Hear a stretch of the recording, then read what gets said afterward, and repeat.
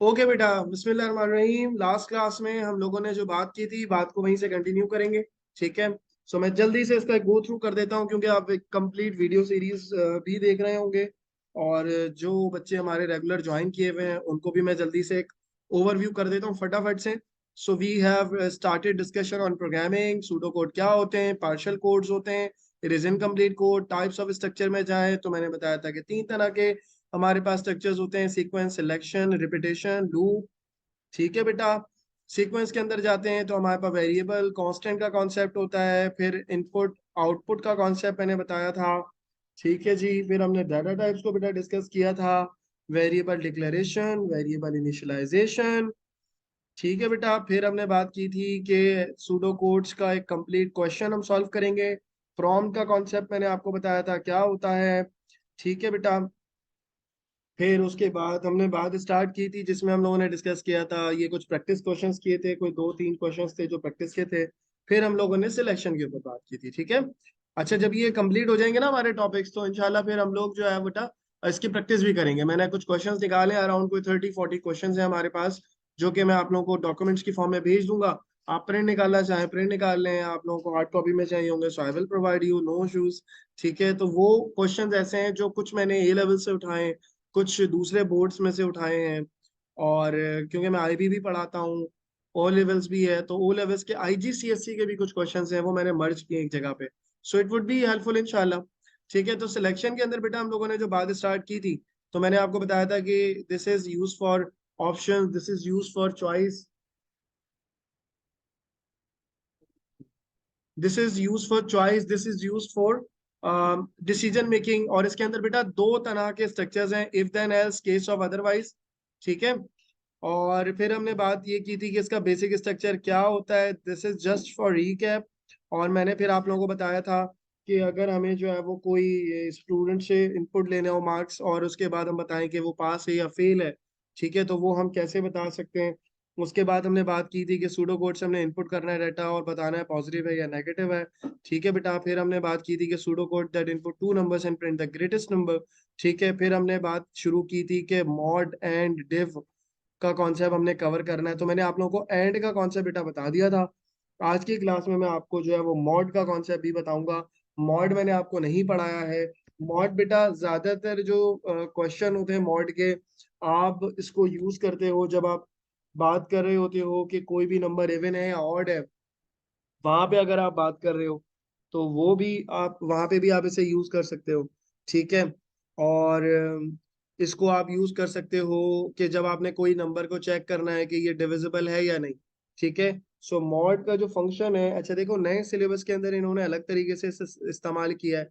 इन्होंने इसको इस तरह से किया है कि आप मॉड करके आप जो भी वैल्यू दे रहे हो, यहाँ पे दो वैल्यूज आप दे दोगे। ठीक है। और जो हम पहले तरीका जो पढ़ रहे थे वो थोड़ा डिफरेंट था, उसमें डायरेक्ट मॉड ऑपरेटर यूज हो रहा था। तो मैं अभी सिंटेक्स के ऊपर नहीं जा रहा, मैं अभी आप लोगों के साथ ये डिस्कस करने जा रहा हूँ कि अगर हम मॉड को यूज करते हैं तो मॉड का बेसिकली पर्पस क्या है।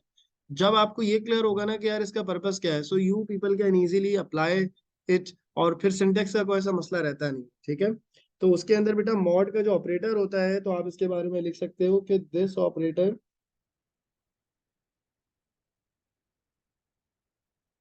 ऑपरेटर कहें, सिंटेक्स कहें, फंक्शन भी कह सकते हैं। ठीक है। सो दिस फंक्शन या this syntax is used to return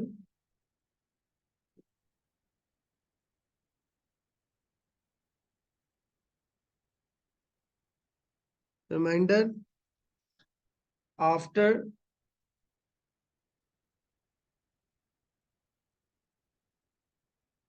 division of a number.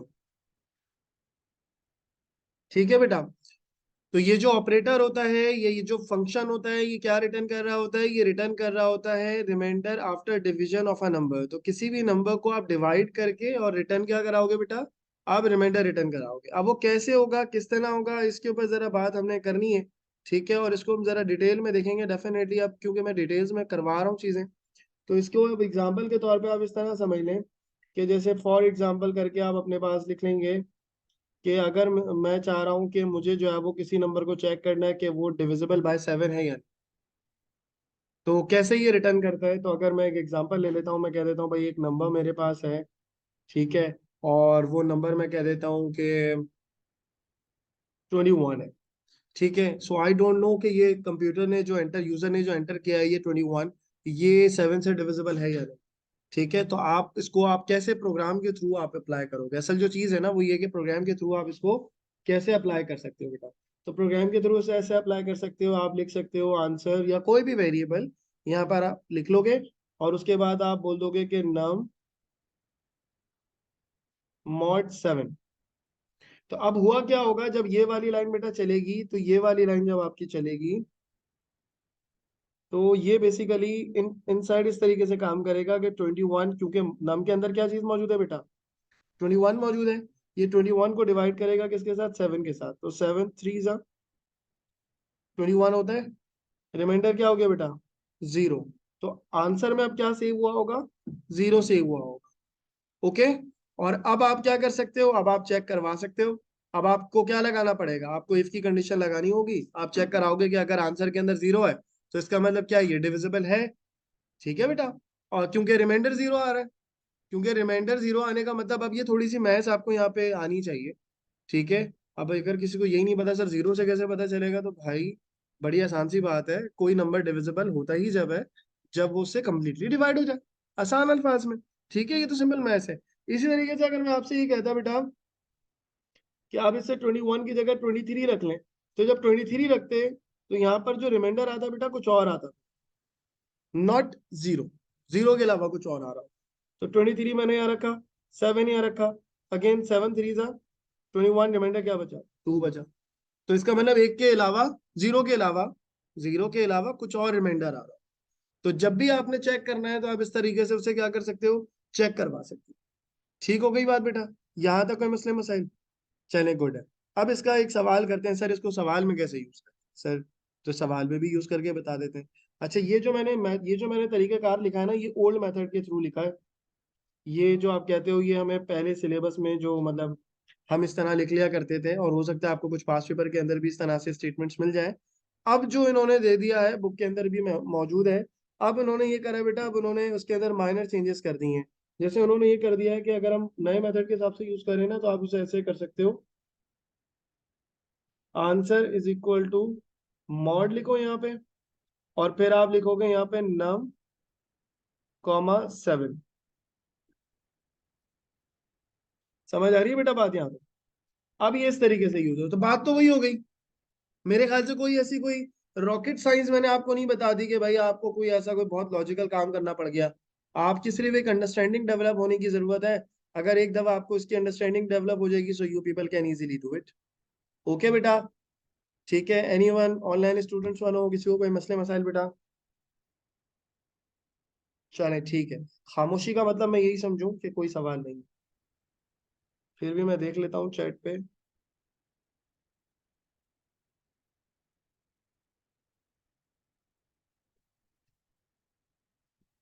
ठीक है ठीक है ठीक है, अच्छा है कि बच्चे अगर आप लोग जो है वो मुझे यहीं पे ही फीडबैक देते रहेंगे ना, so that would be okay. और मैसेज हमेशा जो है वो एवरीवन कर दिया करें, ताकि वो मुझे अपनी लैपटॉप स्क्रीन के ऊपर नजर आ जाए। अच्छा, अब जरा बात को आगे कंटिन्यू करते हैं बेटा। तो मैंने आप लोगों को ये बताया कि मॉड ऑपरेटर जो है वो किस तरीके से यहाँ पे काम कर रहा होता है। ठीक है, मॉड ऑपरेटर का काम ये होता है कि it returns remainder after division. ठीक है, तो आपने रिमाइंडर को जब भी चेक करना होता है, जब आप ये चेक करना चाह रहे होते हो कि कोई नंबर जो है वो डिविजिबल है या कोई नंबर डिविजिबल नहीं है। ठीक है, तो अगर कोई नंबर डिविजिबल है तो उसका पता इस तरह से चलेगा कि आप उसको क्या कर लोगे, मॉड ऑपरेटर अप्लाई कर। ठीक है, और अगर मॉड ऑपरेटर आप अप्लाई कर लोगे, so you can easily return the divisible remainder after division. ठीक है, नाउ लेट्स मूव ऑन। और अब जरा जल्दी से जो है वो एक क्वेश्चन कर लेते हैं। आपका सवाल होगा जहन में, सर सवाल कैसे आएगा, पेपर में कैसे पूछेगा, पेपर में कैसे अप्लाई करेंगे।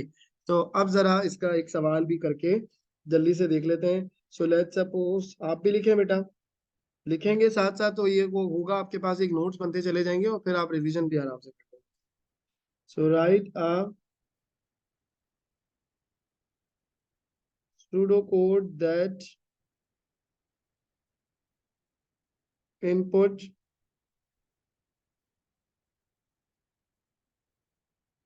a number and print even or odd। तो अब इसने ये क्या कहा है बेटा सवाल में कि हमें एक सूडो कोड लिखना है जो एक नंबर इनपुट करेगा, और वो एक नंबर इनपुट करने के बाद हम ये बताएंगे कि वो जो नंबर है वो इवन है या फिर वो नंबर क्या है, ऑड है। तो ये हमने चेक करके बेटा बताना है। तो उसके लिए क्या तरीकेकार अप्लाई होगा, उसके लिए तरीकेकार ये अप्लाई होगा कि आपने जो है वो सबसे पहले तो इनपुट लेना है नंबर। अच्छा, वेरिएबल डिक्लेरेशन अब मैं चाहूंगा, मैं क्योंकि पढ़ा चुका हूँ बता चुका हूँ, now I just want from you कि आप लोग मुझे बताएं कि सर इसके अंदर क्या कितने नंबर ऑफ वेरिएबल्स डिक्लेयर होंगे। जी बेटा, कितने नंबर यहाँ पे डिक्लेयर होंगे, वेरिएबल्स कितने डिक्लेयर होंगे? 3। क्यों 3 होंगे? क्यों 2 क्यों होंगे? इन्होंने सिर्फ एक इनपुट लेने को कहा है, सो वेरिएबल एक ही होगा, उसी को चेक करना है। ना ना ना ना ना ना, आपने इनपुट लिया बेटा नंबर, इनपुट लेने के बाद आप उसे चेक करेंगे सर, मैसेज चेक कर, मैसेज देना है ना आपने। सही है, चलें ठीक है, वो कोई इतना अभी अर्ली है, अभी कोई ऐसा मसला नहीं है, लेकिन आहिस्ता आहिस्ता इसको आपने अपने माइंड में डेवलप करना है चीजों को। सो डिक्लेयर कर ले बेटा, और नम कर लिया आपने, और इसकी जो डाटा टाइप हो गई है वो क्या हो गई यहाँ पे, इंटीजर हो गई। Very good.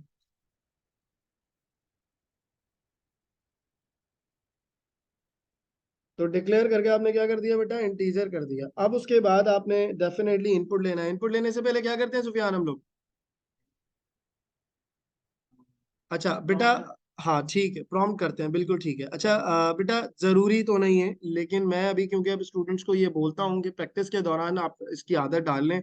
सही है, पेपर में चाहे आप स्किप कर दीजिएगा, डिक्लेरेशन मैंने अगेन बताया है कि जरूरी वहां होता है जहां वो ज्यादातर बोल रहा होता है। जैसे 15 मार्क्स का जो क्वेश्चन आता है वहां डिक्लेरेशन उसने कहा है करो तो वो करनी है।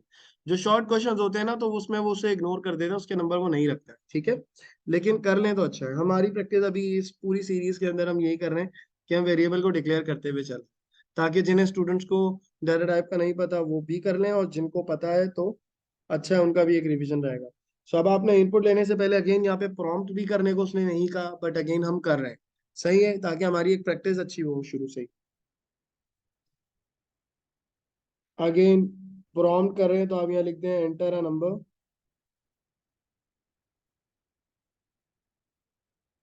उसके बाद आपने यहाँ क्या करना है बेटा, नम, इनपुट नम। ठीक है, जो डिक्लेयर किया है वही आपने इनपुट लेना है। सही है, इन छोटी छोटी चीजों का ख्याल रखना है। अब आप आएंगे सर इफ के ऊपर। अच्छा, एक और तरीका है, अब आप इफ डायरेक्ट नहीं लगाएं, आप क्या करें, यूजर ने जो कुछ भी नम लिखा है आप उसे किसी वेरिएबल में डाल दें, तो वहां पे फिर हमें दो वेरिएबल्स की जरूरत पड़ सकती है।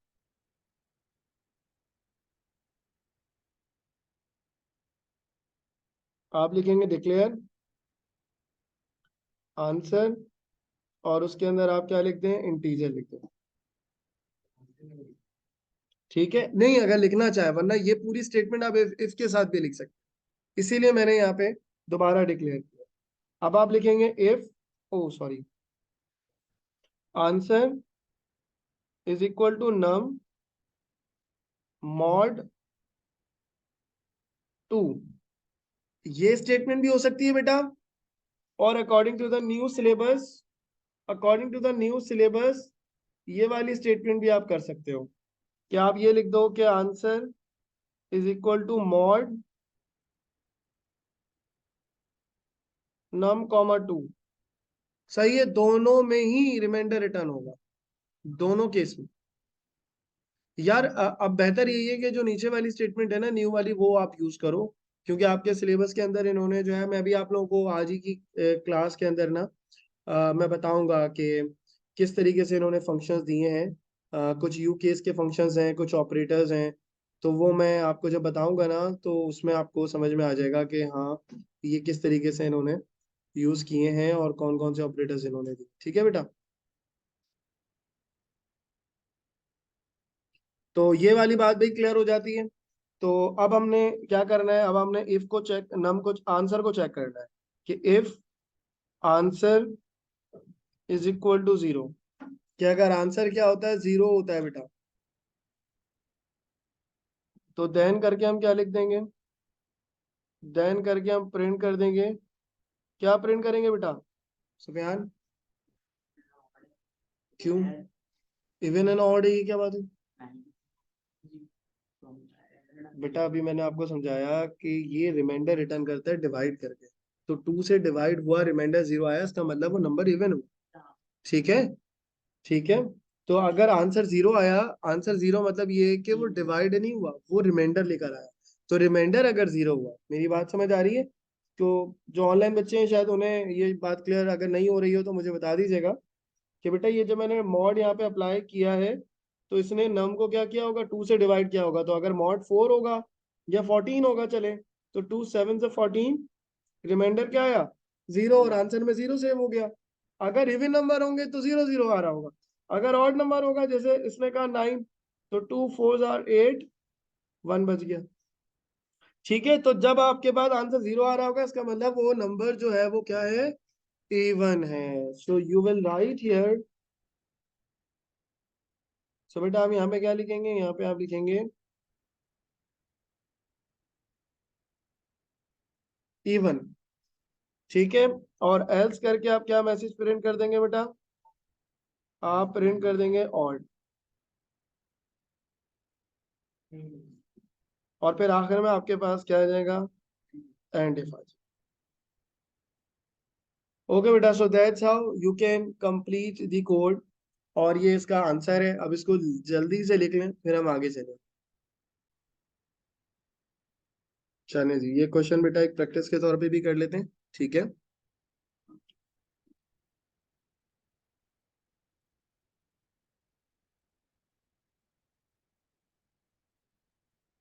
Right a pseudo code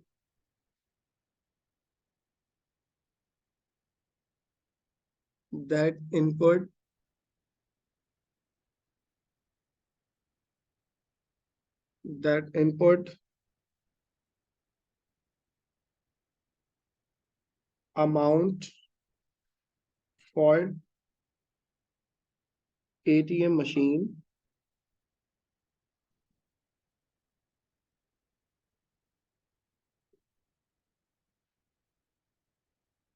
in ATM machine।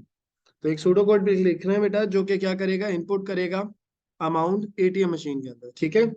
और जैसे आपने कभी देखा हो ना कि आप 400 निकालने की कोशिश करें तो क्या लिखा हुआ आता है कि amount should be divisible by या मल्टीपल ऑफ 500, क्योंकि मिनिमम 500 अलाउड है।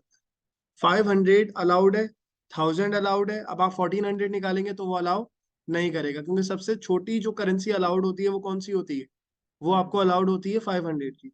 सही है।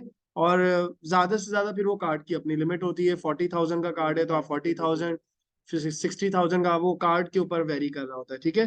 तो अभी फिलहाल हम हायर लिमिट को कवर नहीं कर रहे हैं, हम लोअर लिमिट को कवर कर रहे हैं। तो हमें क्या करना है बेटा, हमसे वो कह रहा है कि right a pseudo code that input amount in ATM machines, ठीक है? Print except if amount is multiple of 500। अगर वो 500 का मल्टीपल है तो वो क्या करेगा, एक्सेप्ट लिखा हुआ आ जाएगा, अदरवाइज प्रिंट नॉट एक्सेप्टेड।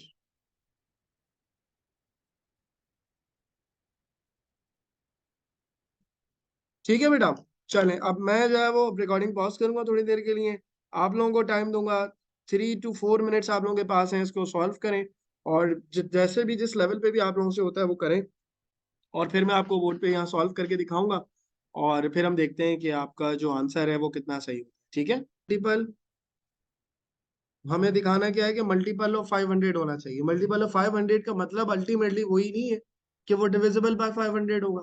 सही है, तो आपने इस तरह सवाल को सोचना है। तो अब इसके अंदर आपने करना क्या होगा, आपने जो है ना वो डिक्लेयर करने होंगे।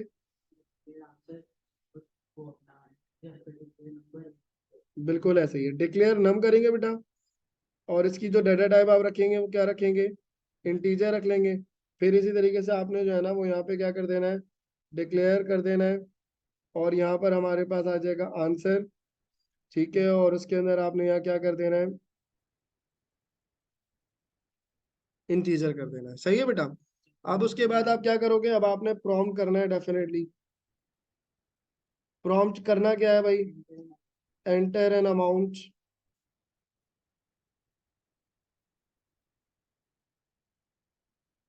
अमाउंट एंटर करेगा, ठीक है जी। अच्छा, यहाँ पर बेहतर यही है कि मीनिंगफुल नेम होते हैं, तो आप नम की जगह ना अमाउंट ही रखो। आप यहाँ पे क्या रखो, अमाउंट रखो। गलत नहीं है, नंबर नहीं कटेंगे इस बात के, but it should be meaningful, ठीक है। फिर उसके बाद बेटा आप इनपुट लगाएं, और यहाँ पर आप क्या लिखते हैं, यहाँ पर आप लिखते हैं अमाउंट। और उसके बाद अब आपने क्या करना है, अब आपने आंसर करके आपने लिखना है कि answer is equal to amount mod 500, ठीक है। या अगर आपने ये लगाया है मॉड अमाउंट कॉमा 500, ये जो नीचे वाली स्टेटमेंट है ये ज्यादा सही है, ये अकॉर्डिंग टू न्यू सिलेबस है, इसलिए ये फॉलो करना, ठीक है। और उसके बाद अब आप क्या करेंगे बेटा, उसके बाद अब आप जो है वो इफ लगाएंगे, और फिर आप चेक करेंगे कि if answer is equal to zero, अगर आंसर जो है वो जीरो है तो देन हम क्या लिखेंगे बेटा, देन हम प्रिंट कर देंगे एक्सेप्ट, ठीक है जी। और एल्स करके हम क्या प्रिंट कर देंगे, एल्स करके हम प्रिंट कर देंगे not accept,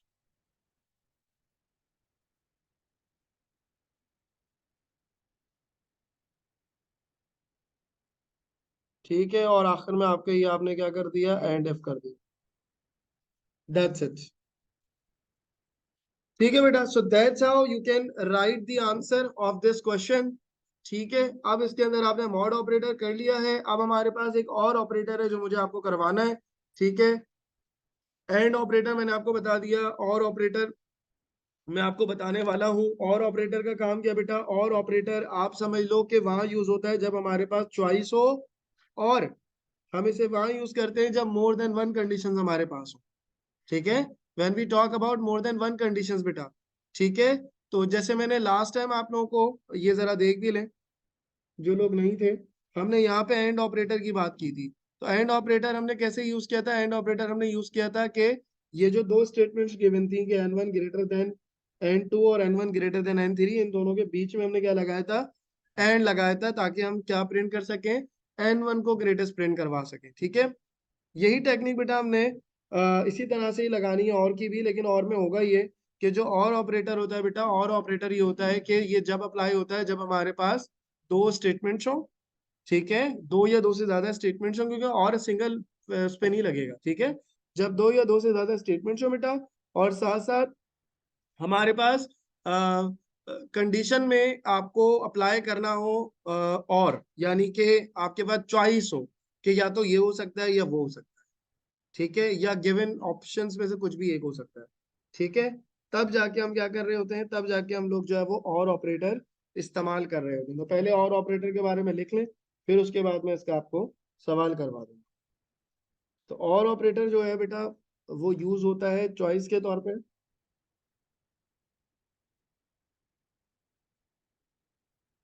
it is use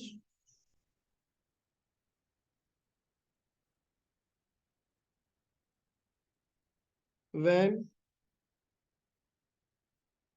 more than one options are available, या more than one conditions,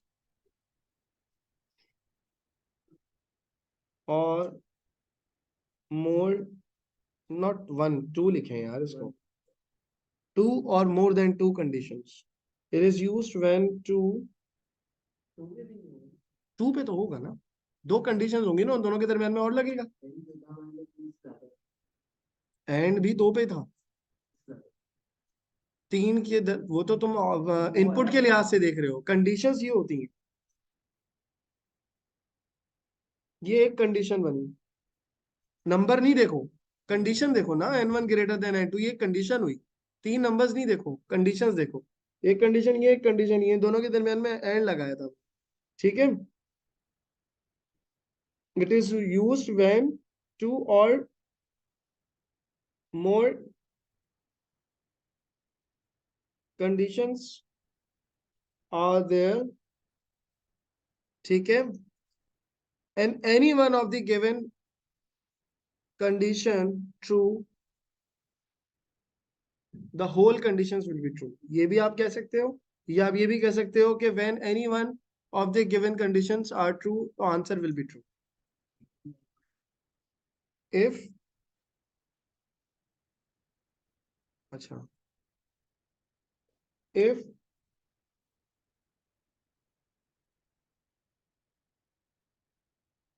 one condition is true, then answer is true, then answer is true, ठीक है। तो ये और ऑपरेटर बेटा वहां यूज होता है जी बेटा, आज 7 बजे तक क्लास होगी, आज एक्सटेंड करिए मैंने क्लास, ठीक है। और बीच में अगर किसी को गैप चाहिए तो मुझे बता दीजिएगा, मैं वो अभी क्लास के बीच में ही बता देता हूँ।